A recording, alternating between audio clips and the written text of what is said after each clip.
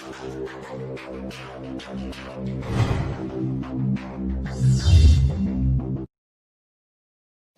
everyone, in this video I will tell you the differences between ideal gases and real gases, how the ideal gas is deviating and how to measure its deviation. So we will start with the points of difference. The first point of difference is ideal gas will obey all the gas laws at all the conditions of temperature and pressure, but the real gases will obey gas laws like Boyle's law, Charles' law.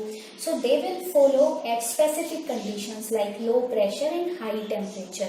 Then in case of ideal gases, the volume occupied by a single molecule will be negligible as compared to the total gas volume. In real gas, volume is not negligible. In case of ideal gases, the attractive forces are negligible. In case of real gases, forces not negligible. Then ideal gas should follow this ideal gas equation PV is equal to nRT at all conditions. But in real gas, they will follow this real gas equation. They have some corrections in pressure and volume. Right? This is the real gas equation. Now, in case of real gases, deviation from the ideal gas behavior can be measured in terms of this compressibility factor Z. Z is given as PV by nRT. Now, we have three conditions. If Z is equal to 1, then it is showing ideal behavior, means gas will show ideal behavior. When we have values less than 1, so gases will show negative deviation. And when it is having the values more than 1, so gases will show positive deviation. In the graph you can see this. We have some gases like hydrogen, helium, methane, nitrogen and oxygen. On y-axis we have Z values. On x-axis I am having this pressure values. This value 1 is showing ideal behavior. Right? Now you can see this hydrogen and helium, they have value Z more than 1. It means they are showing positive deviation.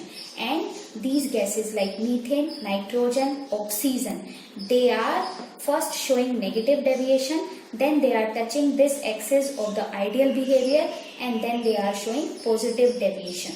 So we will describe these gases according to their Z values. Now we have one more important fact, that when we have Z is less than 1, so these gases are more compressible. So how to prove this?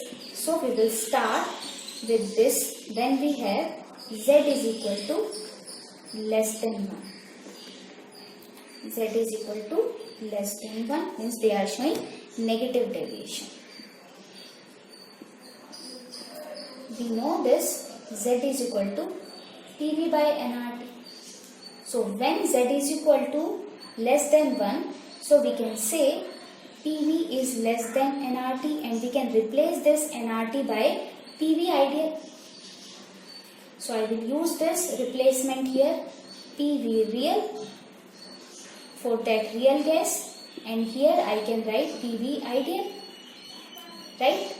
Or by removing pressure you can see V real is less than V ideal.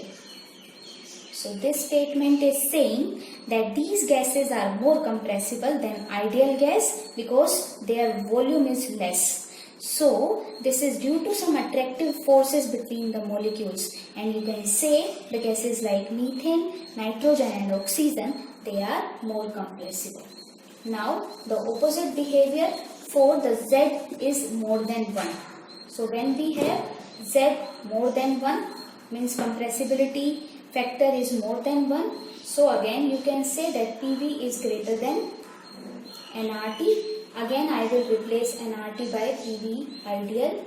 After replacing it I will get this PV real is more than PV ideal.